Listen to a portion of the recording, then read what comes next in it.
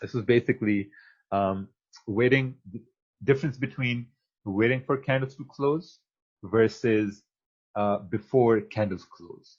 This is really important. I think in the live stream sometimes we take trades before the candles close and we anticipate candles to continue moving. And for some people, this may be risky, and that's right. Like when you're entering a position before candles close, it's a very risky business, so you have to wait for candles to close. Like it takes a lot of experience. So let's see this. So entries before candles close, it's risky. There's a low probability, but before we talk about that, you have to understand that, okay, is the candle breaking a high or is the candle breaking a low?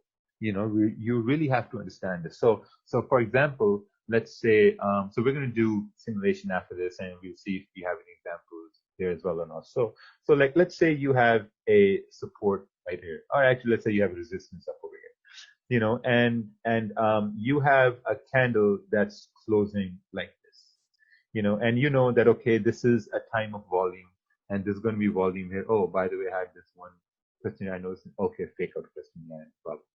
So let's say you have a candle opening like this, and now what someone can say, okay, well, as the next candle starts breaking the high of the previous candle, someone's going to say, okay, I'm going to enter right over here.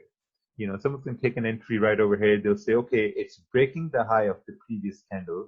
So once it's breaking the high of the previous candle, this is where some really risky trader is taking an entry, anticipating price to continue moving bullish. Because now if we look at the trends, candle trends, if price is moving up, it's going to make higher highs and higher lows, higher highs and higher lows. So once it's breaking the high over here, then that means it's made a low right over here. So now you're saying is that, okay, if I'm going to take an entry over here, I'm keeping my stop loss below the candle low, and I'm expecting price to continue moving bullish. The reason why it's risky is because maybe the candle is making a high and once it breaks the high, maybe then it's going to come down and create a low and maybe continue moving down. That's why it's risky when you're not waiting for candles to close. Maybe I think probability of success in this scenario, I think it's going to be 60%. There's still a probability of success, but it's not too high. It's low because it's risky. You're basically anticipating that once the candle breaks the high, you're anticipating the next candle to continue moving bullish. So that's why it becomes risky. In the same essence, if you have candles moving bearish and you have a candle breaking the low, let's say, of the previous candle, so you're taking the entry as it's breaking the low, keeping the stop above this candle, the current candle, anticipating price to continue moving bearish without coming up to breaking its own high. So you'll have to watch it again to really understand this. So again, once the candle breaks the low of the previous candle, what a risky trader is doing, they're taking an entry here, anticipating that, okay, well, this candle has probably made a lower high over here, and now it's going to continue on to make a lower low. This is mostly done when you have pairs that have a lot of volume. Like, let's say you have TJ, you have GP gold, like these very high volume pairs, they will mostly they will do this. Once they break the low and they're not closed, someone's going to take an entry and then they will continue moving down. Something like this happened in the Asian session on Thursday. After the big move up, it took a sell once it broke the low of the previous 30-minute candle, anticipating that it will continue moving down without breaking the previous high. So it's very risky. I don't expect people to do this from the get-go. It definitely requires experience. Some people I have in the group, they do this very, very successfully. And that's mostly the only thing they do right now because, they've really looked at it. They've really seen it happen over and over again. And they've come up with their own conclusions based on this. So this requires a lot of practice. Similar to stop orders. Yes, exactly. This is similar to stop orders. Like, let's say if you have a sell stop down here, if it gets activated, then you're not expecting price to come back up over here. So again, this is risky, right? This is very risky. So you need to see this happen a couple times before executing this. Like, it took me personally, it took me almost 8 months to get comfortable with this, so it will take you time. Let's go to the next point here because we had a lot of points over here. Oh, what time frame are we looking at? 30 minutes and above are the best. Yeah, so the best time frames when it could happen is going to be on your 30-minute and the 1 hour time frame. If someone says, oh, like I'm going to look at a 15-minute time frame, don't even bother. It's a weak confirmation time frame. The risk gets like as you go down the time frames, the risk of you getting stopped out, it becomes higher. On the 1 minute gets higher, like 5 minute, it gets a little less, 15 minutes, the risk is still there. 30-minute is pretty good. 1 hour is really, really, really good. 1 hour and 30-minute time frames, man, they are the best time frames to look for confirmations within a session. 4 hour is also really good if you're trying to trade off the daily. Daily is also really good if you're trying to trade off the weekly, but if you're trading intersessions, 1 hour and the 30-minute candles, they are the best. The 15-minute can also work, but it takes a lot of practice too, because there's smaller time frames. There's a higher chance of price to do odd things here and there. So it takes a lot of getting used to. Next, we have entries after candles close. This is extremely safe, and this has a very high probability of things to work out. So let's take a look here. So this has to be has the candle broken the high or the low? This is really important. Has the candle really broken the high or really broken the low? This goes to a fact again. Now we're going to go back to our example. And now see, trading is really simple. It's not hard, because what you're going to see is I'm using the same examples to explain different concepts, because you're just reading candles. If you have a candle closing bearish at resistance, it's closed, and now you can say that, okay, well, now this candle has closed, so I might want to take a trade here, or let's say that you had, okay, let me just do a better example. Let's say that you had a support over here, and we had candles coming down, we had candles coming down over here, candles came down, and now you had another candle that came down over here and closed kind of like this, with no wick at the bottom. And then you have the next candle that starts forming, and it starts breaking the high of the previous candle, right? Now, once this candle starts breaking the high of the previous candle, someone can say, oh, well, look at this. Before, the trend was bearish, making lower highs and lower lows, right? Lower highs and lower lows. And now this candle is starting to break the high of the previous candle. A more aggressive trader will say that, okay, perfect. Since it's breaking the high of the previous candle, I'm going to take a buy over here, and I'm going to put my stop below this current candle, expecting now, since it's breaking the high, it's more likely to create a support, and then once I'm in this trade, then I'm expecting the next candle to make a low and then continue moving up. That's what a risky trader is going to do, a more aggressive trader. A more conservative new trader is going to say, well, Mr. Risky Trader, that does not make sense. So what you should do is you should basically wait for this candle to close. Let's say the candle closes like this, and you're going to say, okay, well, perfect. Now the candle has closed bullish. This means a support has been formed. So now I can expect the next candle to respect the low of the previous one and continue moving bullish. That's where you're waiting for candles to close, because now you waited for candle to close, it closed at a support, and now you can say, okay, perfect, I'm going to take a buy and we're going to have a nice day. So this is a 30-minute time frame. Now, for example, let's say that the 30-minute candle closes bearish like this, right? It closes bearish, but it closes above support. What are you doing at this point? And your stop loss is down over here. What are you doing at this point? What are you doing with your risk management? You're taking some percentage half. Like it's not a set rule to take off 50% or 25 or 75. Like you can really adjust that, but for me personally, I'm taking some percentage off, because if I see a 30-minute candle, which is a higher confirmation candle closing bearish above support when I'm in a buy, man, I'm taking some risk off, because that could mean that maybe the next candle can break support, and we've seen this happen. We've seen this happen a lot of times, it just breaks support. And you're like, oh, well, I don't know it's going to break support. It hit my stop loss. So that's why you have to take percentage off. Because if you've taken some percentage off right over, what the hell is this? Okay. So if you've taken some percentage off over here, right? Now you've closed, let's say I close 50%, and if price hits my stop loss, now I don't feel bad, because I lost 50% of what I intended to lose. Maybe I lost, let's say, 70% of what I intended to lose, because maybe I closed half over here in a drawdown. Obviously, like you go in a drawdown and you closed half, and then price hit your stop loss. So essentially, you still lost less than what you intended to lose. This is very important. Losing less than what you intended to lose. We talked about time frames here, what time frame are being used for confirmation. Again, the 30-minute time frame is really, really important. We talked about stop loss, where you place a stop loss. Traditionally, I put stop losses above and below the 30-minute or the 1-hour candles. 30-minute or the 1-hour candles. That's where I put my stops. It's very, very essential here.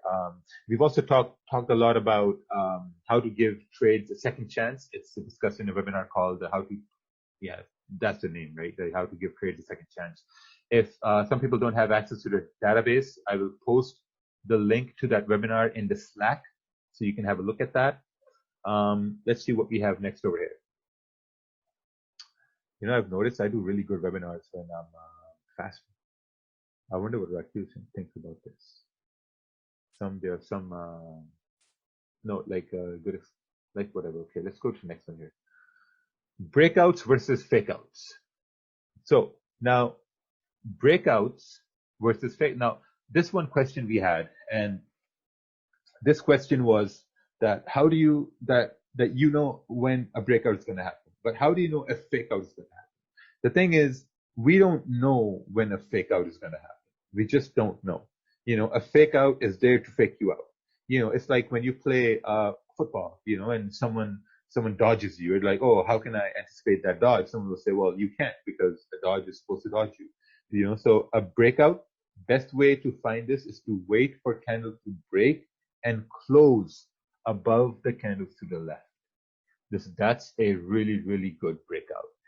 But because sometimes what happens is that you're going to have a resistance here, and you're going to have candles, closing like this, and then you have candles go down, you have candles go back up, you have candles close like this, and then sometimes you're going to have a candle that wicks up, but it closes down over here. This is not a breakout. I've seen people take trades over here. They'll say, oh, the candle wicked up and closed back below. This is not a fucking breakout, man. The candle closed below support. This is what really grinds my gears, because you have to look at the closes. Candle closed below support. It wicked above support. It tried to go above support, but it closed below support. You need a candle to break and close above support. Once you have a candle breaking and closing above support, this is called a breakout candle. And you're placing stops below the breakout candle, and now you're anticipating the next candle to continue moving bullish, and this is why buy stops are more risky. Perfect, Ben. Ben said buy stops are more risky here, and this was my next point. This is why buy stops are risky, because you could have a buy stop up over here. This can wick up and activate that buy stop, and then close down over here. Take this past week and the week before, this happened to a lot of people, where they had buy stops and sell stops, and they got activated, and then candles came back in a drawdown. So this is something very important. So always wait for candles to break and close above support, because once you have a candle breaking and closing above support, man, this is your breakout candle. Now you can anticipate the next candle to continue moving bullish without breaking the low of the previous candle, because you're expecting price to continue moving up. Typically on the 30-minute and the 1 hour are the best confirmations, and these are the very high probabilities. Understand that for inter-session trades, 1 hour and the 30-minute are really high probability setup. So you're always looking for them. So fake outs, you can't anticipate fake outs. We had a question about fake outs that, oh, well, like sometimes, price breaks up and then the next candle, it just starts coming down and then starts to go the opposite way. This happens, like these things happen. When these things happen and you have a stop loss here, down over here, you have a stop loss. Now, this is the point where you have to close 50% positions or 25 or 75. I mean, don't take this as like written in stone. You have to close 50. That's my rule. I use that rule. So you have to decide, okay, how much you're going to close. Like if you see sometimes what happens is that like, if a candle, let's say, breaks out and you have the next candle starts coming down over here, starts coming to your stop loss, but it closes like this. At this point, you're still thinking, man, we had a candle closing up over here. There's still a chance that the next candle can go up. Like, should I close? Should I leave it open? What should I do? So at this point, when you're doubting yourself and you still think price is going to go in your way, just close 50%. It's much easier, because you're taking risk off. So fake outs, you can't anticipate fake outs. They just happen. The only thing you can control is risk. Let's move on to the next slide here and let's see what we have coming. Okay, what's this? Missed a move. How to make sure you catch it later. This was a question we got too. This was a question on, let's say you miss a move. How do you look back and say that, okay, how could I have caught this move? This was a very important question. And the thing is, you have to, before you ask this question, you have to ask yourself 5 questions. The one question is that, did it happen during my trading time? Like when, let's say you wake up at, like most times, I wake up at New York Open and like, and then Monty comes on the stream and I see the chart and like a chart has moved a lot and Monty says, oh yeah, we had this big move. So I'm like, okay, well, how could I have caught this move? The number one thing I'm going to look at is, okay, did this move happen in my session? Does this even make sense for me to look at this and say, okay, how could I have caught this move?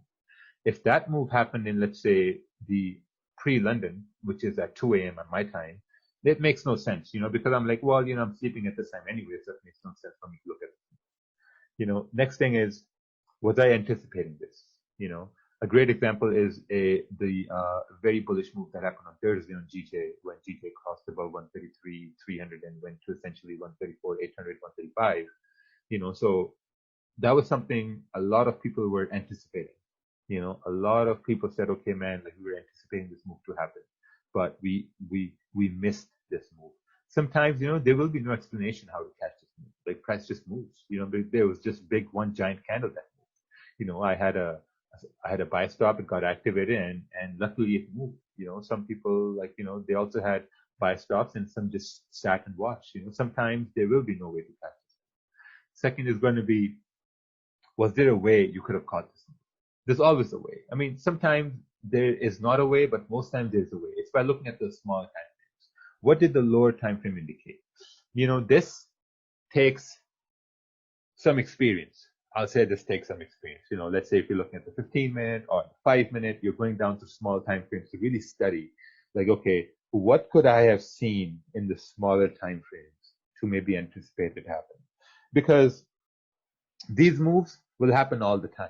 If they will happen all the time, not as often as you want them to happen, but they will still happen, and now after like 3 years of me looking at GJ on a regular basis every morning from 6 to 9, I have came to a conclusion that GPJPY, most of the time, it will not do a retest and it will continue moving on. And still I miss moves, and I still look back and look at the lower time frames and I see, okay, were the lower time frames creating lower highs and lower lows, or the lower time frames creating wicks? If let's say the 30-minute candle, let's say that there was a move that happened like this, there's a move that happened like this, and you had the next candle that moved like this, and then you had the next candle that moved like this.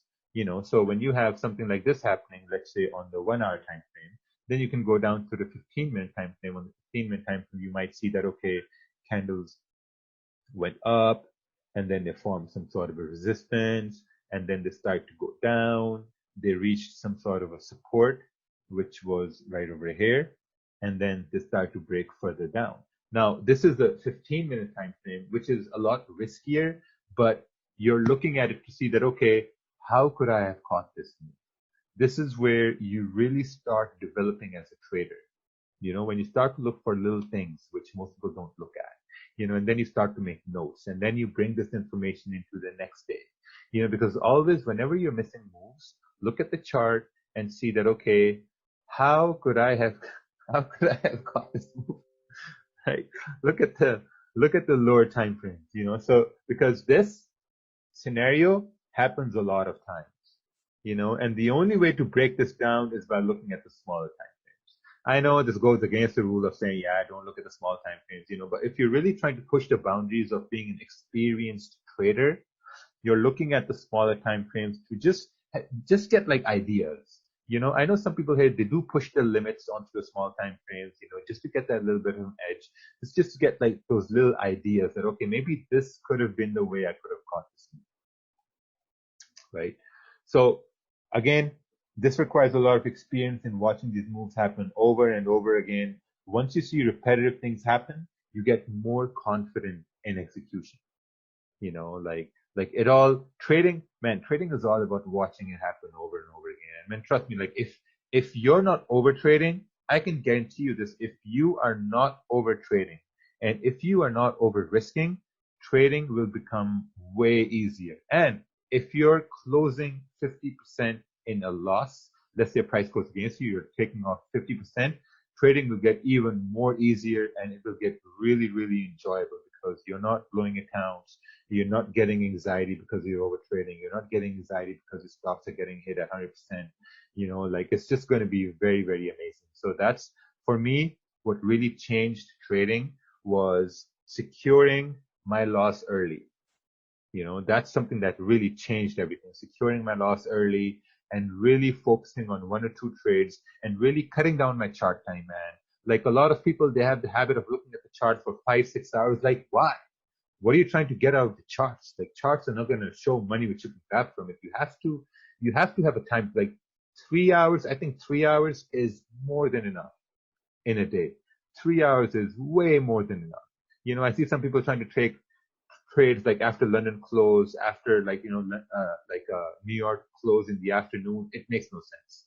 You have to cut down your trading hours. Seriously, just cut them down because no one likes to work. Trading for me is like working, and I don't want to work more than 3-4 hours. I want to be I want to be able to tell somebody that, hey, you know what, I worked for 4 hours or 3 hours, and that's all what I did today. That's what trading. We all come to trading to have independence of time, and if we don't have independence of time when it comes to trading or looking at the charts, man, things are not going to work out at all because then you're going to be prone to take more trades. You're going to look at the charts when you're not supposed to look at the charts, especially when you look at the London session. But now when you're looking at the New York afternoon session, there will be a wild difference in the way, things move in two sessions. So we're going to cut the presentation here. I hope this was informational. So now we're going to use some of the things we talked about here in a form of a simulation, right? So we're going to go to a simulation here. Just give me a moment. And I hope in the simulation we can get some more things talked out. So let me see how I can stop this. Maybe like this.